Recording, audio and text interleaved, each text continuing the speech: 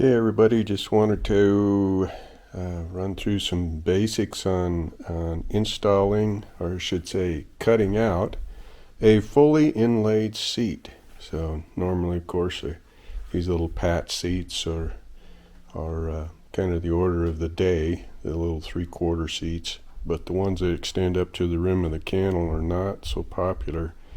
Frankly, I haven't put one in quite a few years myself, but I've got a repeat customer who wants one, and so we're going to see if we can fumble our way through this. So I've got our cased up leather right here, established a center line down the middle right there, and then placed it on my tree, and then just allowed for plenty of room up front. So this is going to be cut out around a swell fork. We'll demonstrate how I cut around the swell fork here in just a little bit. But for now, hopefully you can see I scribed around there the rim of the cantle to give me kind of a baseline of where things should be, and then got my little magic template right here. So I made a mark right here that is, and that mark right there, the juncture of that point right there, rim of the cantle, and where I want that reference mark right there. And it's about 3/4 or so inch above, straight up from the, see if I can get dialed in here. So straight up, not from the end of the point of the cantle right here, but straight up. Make a reference mark right there. That's how we arrived at that point right there, and then I overlay my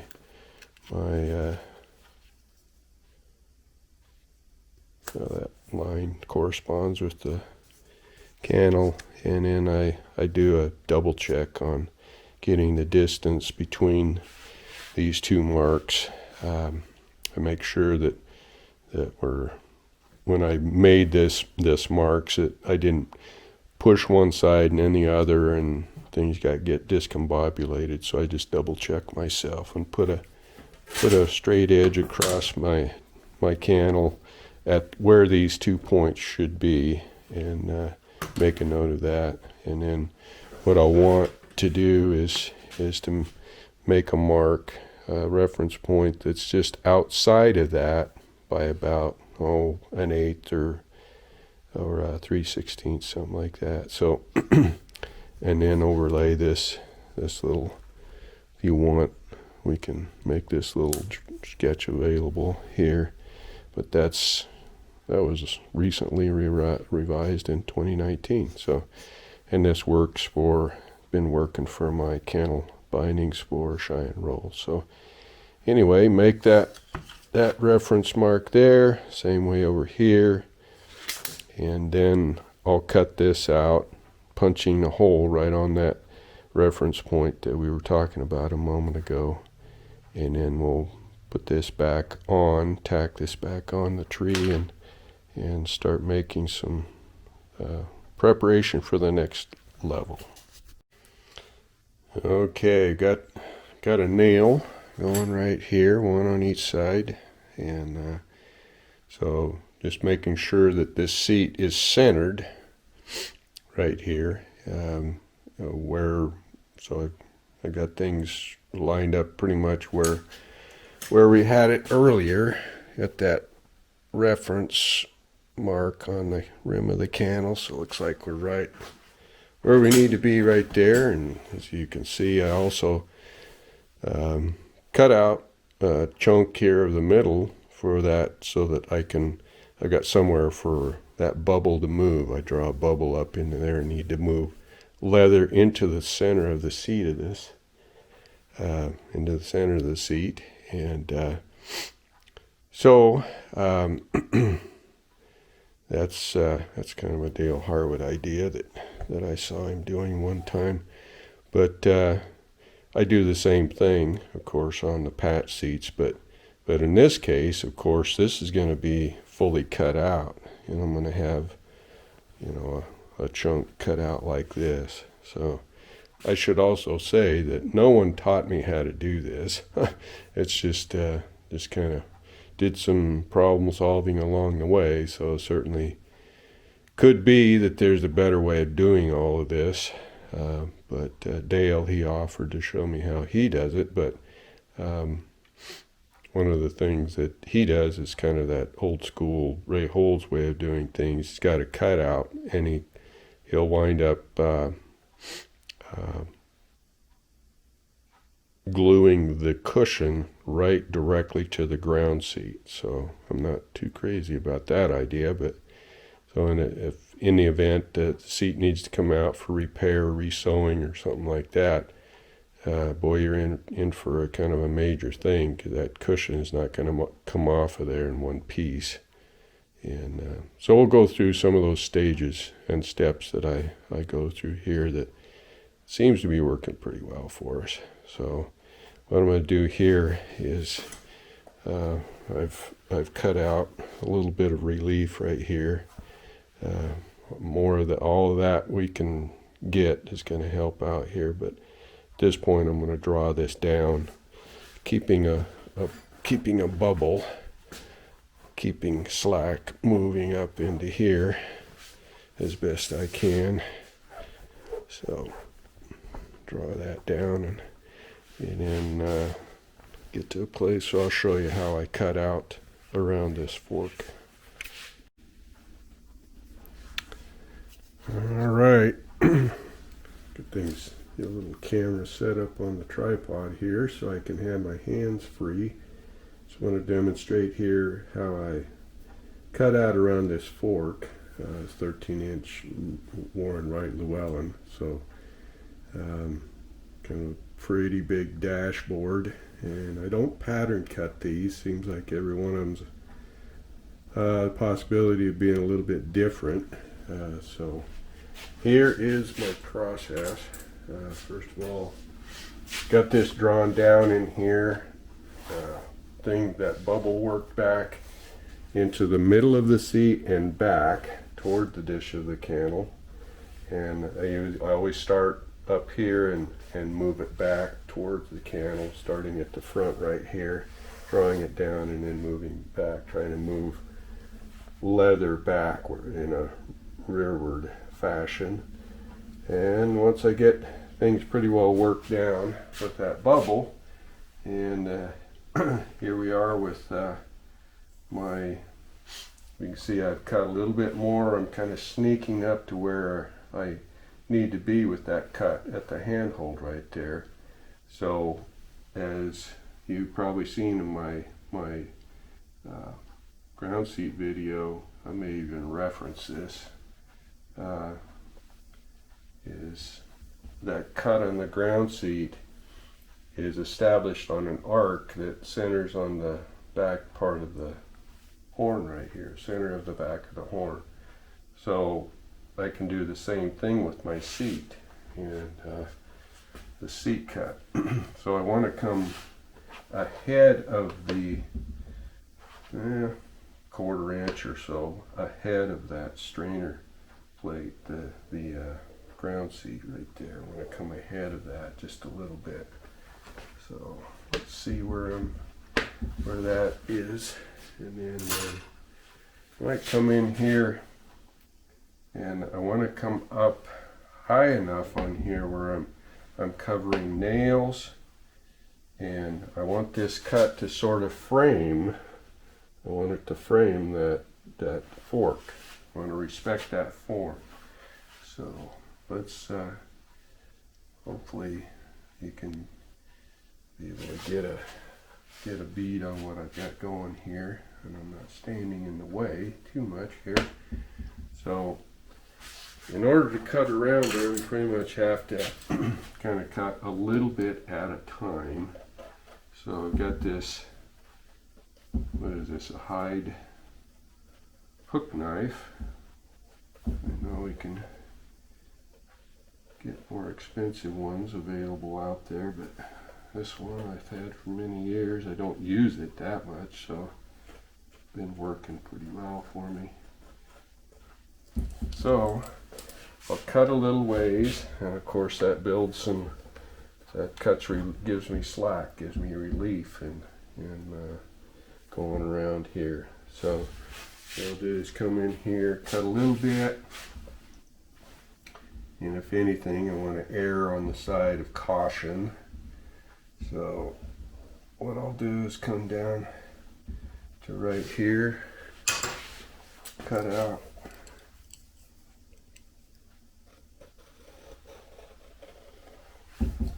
and then cut a chunk of that out straight up, so in a way that I'm still safe. I'm not gonna, I don't want to carve too much out of here and then wind up with not enough for my front jockey right there. So this is still pretty high. I'm going to sneak up to where I think I need to be right here. So ideally I think I want to be down lower on that fork. But you need to kind of make incremental cuts, because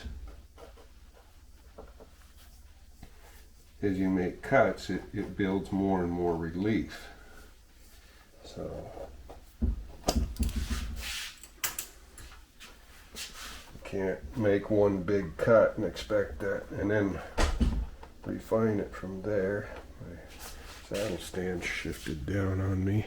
Hopefully you can still see what's going on. So this is already looking pretty good, and I'm probably right about where I need to be, I think. A little bit of wrinkling going on here, but that's something that can be resolved as we go forward here. So let's draw this around here, and to really be careful not to get too low on this side. In fact, let me change my camera angle so we can see what's going on around here. Okay, back in business here. So you can see this is kind of framing up that fork fairly well, but you wind up with kind of a straight shot from about here to right here. So we'll go ahead and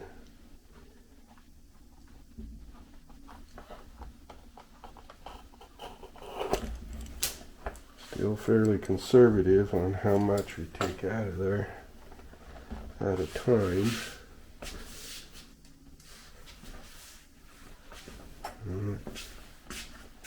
A little bit of wrinkling going on down here, but that's not enough to be too concerned about. So now I'm getting to a place where I need to be able to make some reference marks here.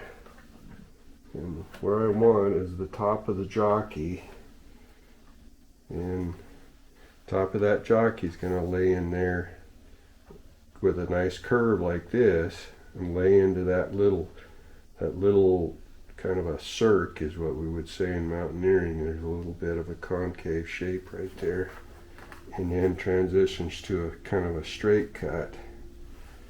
So and the other thing, get on the other side of this tripod, is, so I'm at a place where I can be pretty confident that that's about where that's going to lay in there.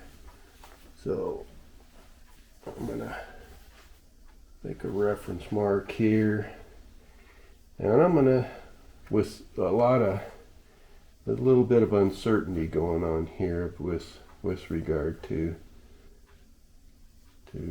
exactly where I want to be. So I'm going to make a reference mark here that's going to be about where my stitch line is, which is giving myself, I'm being pretty generous with myself on that.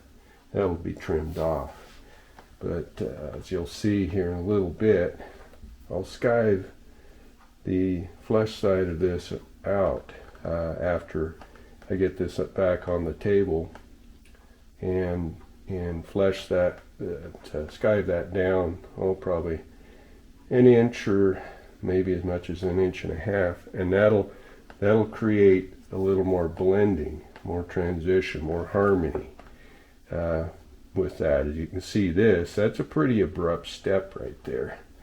So I want to make this blend into that fork a little better. So as I do that, chances are that's gonna pull things down just a little bit lower on that and change things with regard to the way this jockey's gonna fit up in here. So I'll just make a reference mark right there that's, well, within about 1/4 of an inch of the edge, the front edge of the skirt. So, and the other thing that we can do here now is, I was trying to negotiate around. Hang on, let's get a different camera angle. Okay, what I've done here is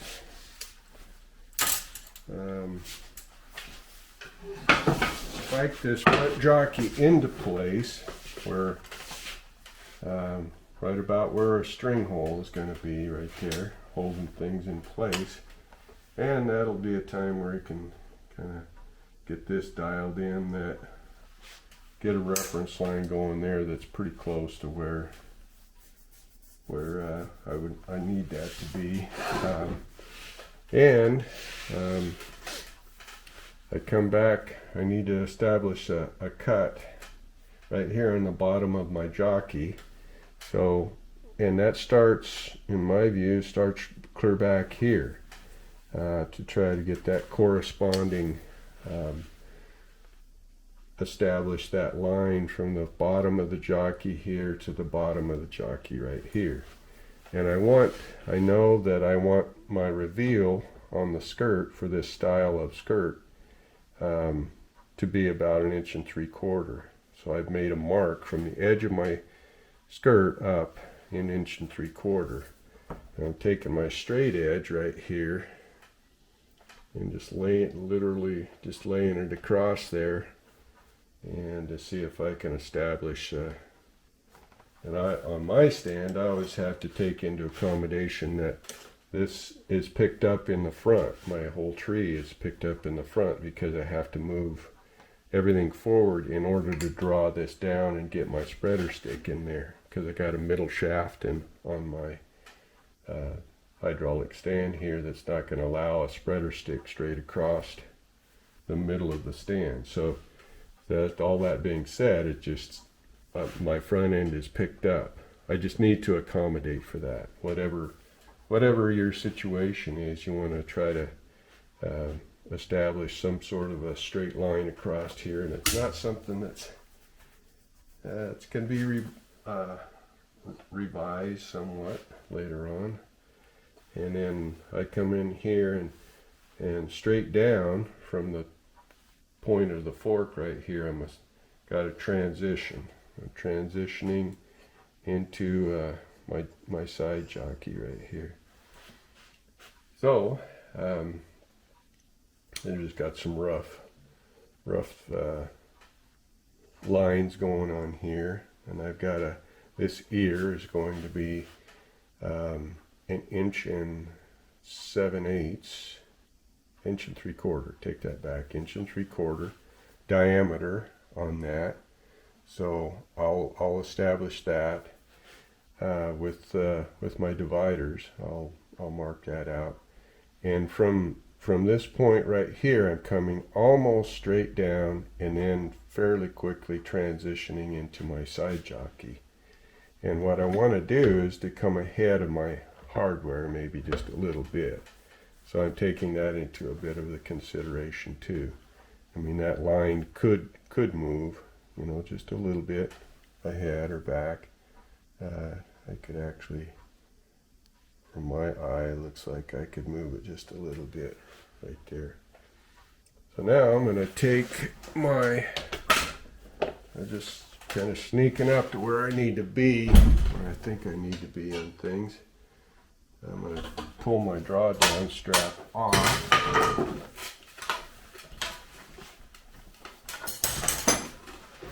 And now I can move it back to where, so from here, I'm going to set up a little different camera angle because now I can have a little bit more shop space. I can spin this and show you a little bit more of my thought process on the design of this side jockey right here. Okay, double clutch on my camera angle. It's giving us a little bit more room to work here with this. So as I said earlier, I'm starting almost straight down. I normally would do this with just my awl, but don't have the distraction or interruption in what's going on here with that drawdown strap coming across there. So, and I got a real soft lead pencil here that hopefully you can see shows up a little better, and probably not that great, but you get the theory of what I'm trying to accomplish here. So a fairly quick transition to a long arc right there in the middle of the jockey. And typically on, say, a 15.5, 16-inch seat, from the middle line down to the very outside, I am looking at somewhere around 12.5, probably no more than about 13 for that distance from the middle line of the seat to the outside edge of the jockey right there. So, and I really like that. You study those Ray Holz catalogs, and I really like that transition they make from here with a fairly almost 90-degree corner right there, and then into the side jockey right here. So that's a fairly abrupt. I'm not a fan. You've seen some where this line just kind of, there's no clear definition, a separation of elements here. And I don't know what it is about that, but I suspect it has something to do with the harmony of the lines in my mind's eye, respecting the shape of this fork coming down like this. And the other thing too is, when you figure this back jockey's gonna lay in there, that transition there is necessarily an abrupt one. You can see how we have what some might call dynamic symmetry, where you've got that same dynamic going on. You not only have a line across here that's consistent, but you also have this transition into the jockey, the side jockey, as being somewhat symmetrical right there. I think that's a big part of what we're talking about here. So this has given me enough, I think, to be able to pull this out and make some cuts on the near side, flip it over, and try to mirror those cuts on the other side. And then I'll draw it back down. We'll allow this to set up and dry mostly before I make final cuts on cutting out the hole for my fully inlaid seat right there. And the only other thing that I want to do before I pull this out is I want to reestablish my center line. Sometimes in the process of drawing it down, it'll shift a little bit one way or the other. I'm not bothered by that, but I just need to be aware that that can happen. So in order to get a symmetrical cuts on this offside, as I have on the near side, then that means I need to have a center line that's going to be something reliable right there. So I'm literally just kind of sighting down the center of the horn, middle of the candle, middle of the skirts I got on here, and just sighting down there. And sure enough, this center line did shift to probably as much as a 1/4 inch to the left, to the near side. So I need to make that accommodation. So that'll be a reference point that will help me get things symmetrical as best I can.